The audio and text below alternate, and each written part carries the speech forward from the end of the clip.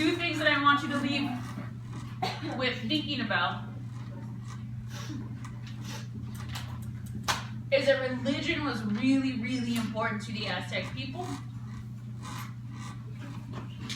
And because of this, the Aztecs practiced human sacrifice more than any other Mesoamerican group. So more than the Mayans, more than the Incas, more than the Olmecs. More than that. It was a really big part of their society. So with that, please flip your paper over to the next page. In the process, you should also have your DBQ packet out in front of you. It looks like this. So please take the next 30 seconds to get it out if you haven't done so.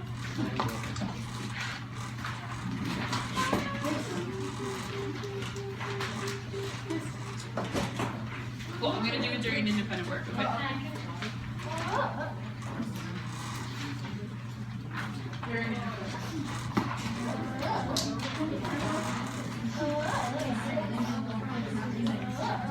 So checking me back up here in 10.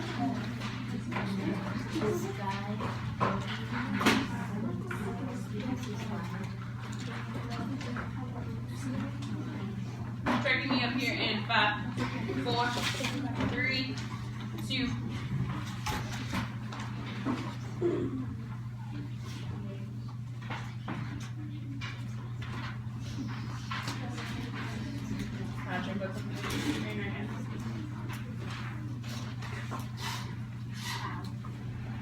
Okay. So please go to document 5 if you haven't done so. It looks like this. If you do not have your packet for whatever reason, you need to pair up with somebody that does. Or you're silently tracking the board.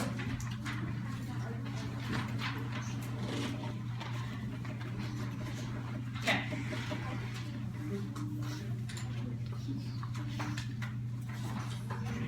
Let's get rid of Ulysses and Alexis table responsibility point. I see all of them are silently tracking the board. Let's give Garrett table responsibility point. I see they're all tracking the board. And Cassie, could you do the 3 individuals plus yourself in that?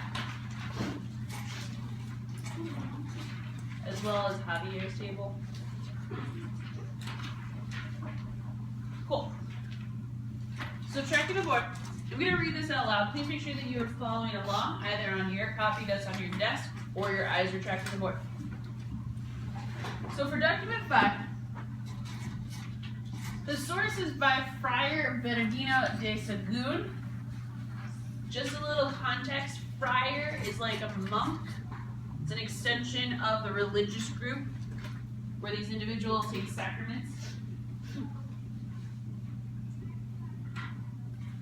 So he's reporting a story that a 17-year-old Aztec scribe, so a scribe, if you remembered from ancient Egypt from last year, is somebody who writes down exactly what's happening. So impressions of a sacrifice ritual. So tracking the text. When I saw this ceremony last year as a member of the priestly school, I was amazed by the physical beauty of the enemy warrior who was killed at the end of the festival. The seasoned warrior whom we changed from a human into the god Tezcatlipoca can have no blemish on his body. He is treated like the most royal family member. Most royal family member. That's a pretty big deal. During the long year leading up to the sacrifice, during that time he's also given the finest luxuries from the noble storehouses, including foods, clothes, teachers, women, and instruction. Many of us become attached to this loving God, and terrible sadness comes over some of the women when at the end of the year he's taken to Chalco and dismembered in public view. So tracking your take 1, question number 1, it's asking you, who was the author of this story? And what is their purpose? of writing about this sacrifice. So I want you to take the next silent minute and write down your response to question number 1. I see Damien's already getting started. I see Gareth is already getting started. I see Osvaldo is going back to his text, as well as Louis and Cassandra. Awesome job. I see Alexa and Maria and Jasmine are doing a great job getting started. I see the individuals at Mana's table are getting started. Fantastic job.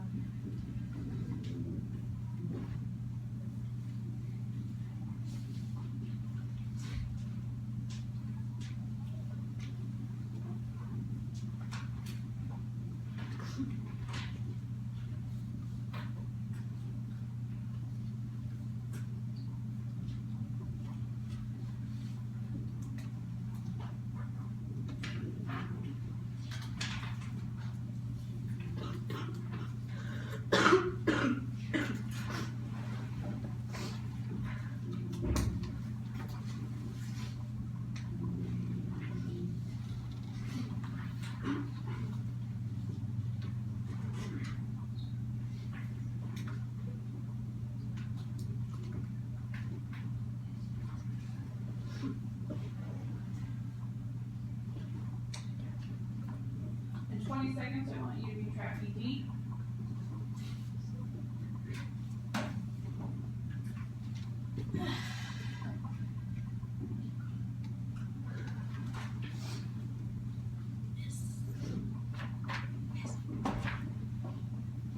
In 10 seconds, you're going to be tracking me.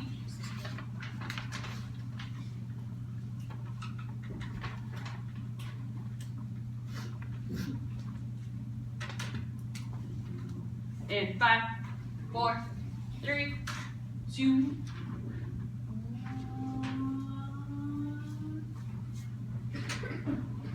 1.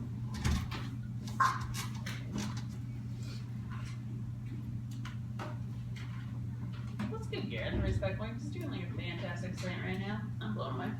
Alright, number 1. Who is the author and what is his purpose in writing about this sacrifice? Javier, start us off. His purpose is about writing about sacrifices so we can know what the Aztecs did to offer the gods.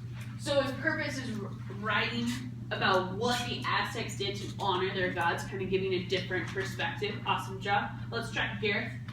The author is a 17-year-old Aztec scribe, and his purpose for writing about this sacrifice is to inform us how the Aztecs treated the sacrifice before he was killed.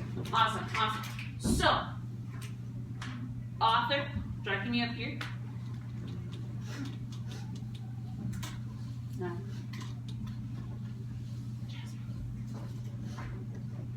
So the author is a 17-year-old scribe. Talked about in the title. Not the friar, but the 17-year-old scribe is the guy that's actually writing about what's happening. 2, his purpose, as mentioned by Javier and Gareth, and I saw this on multiple of yours, is to give a different perspective about that Aztec civilization. If you don't have either of those down, please take the next 10 seconds and fix your answer.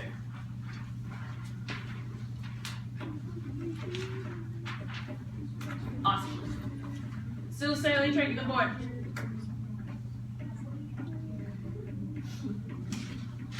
If a historian, oh, I'm sorry. Oh, wait.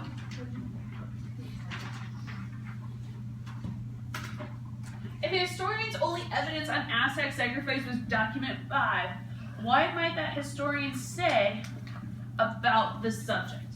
Take another silent minute to write down your answer.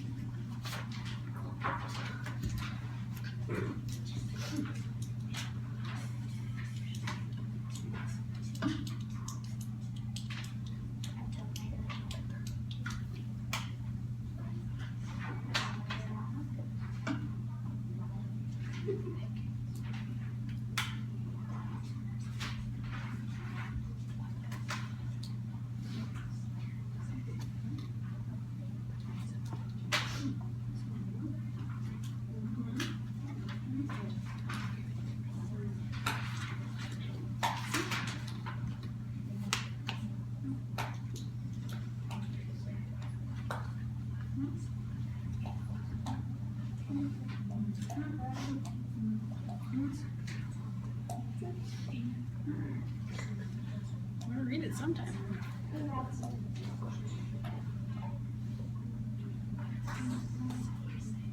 About 20 seconds left to finish up your last thought.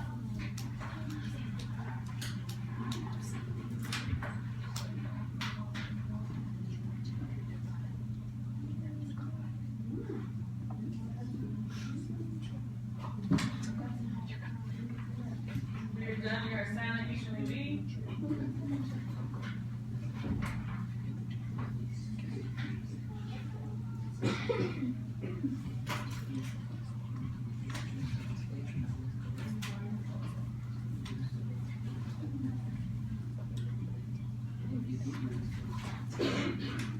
In 5 seconds, you are going to be silently tracking Martine.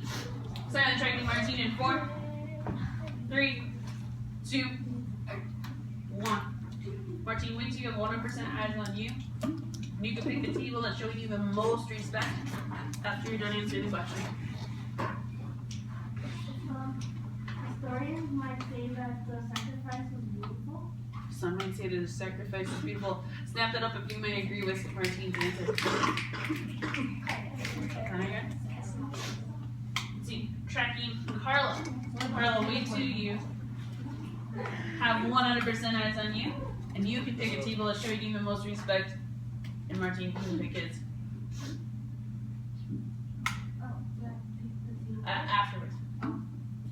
According to document 5, the historian might say of like the subject that Aztecs really had strong belief on many unliving things such as the sun. Snap it up if you agree with Carla's response. I love the fact that you said according to document 5 that you started using citations. Awesome job. Martine and Carla, will you pick a table that shows you the most respect? The front table, Martine. All right, Carla. The second table, awesome. And I'm also gonna give everybody else a respect point. That was like some amazing tracking going on there. All right. So tracking the board.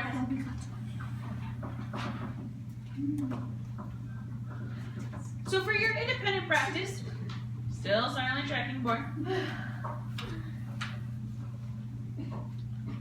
You're going to turn to document 6 in your DDQ packet. You're going to read the document and answer the following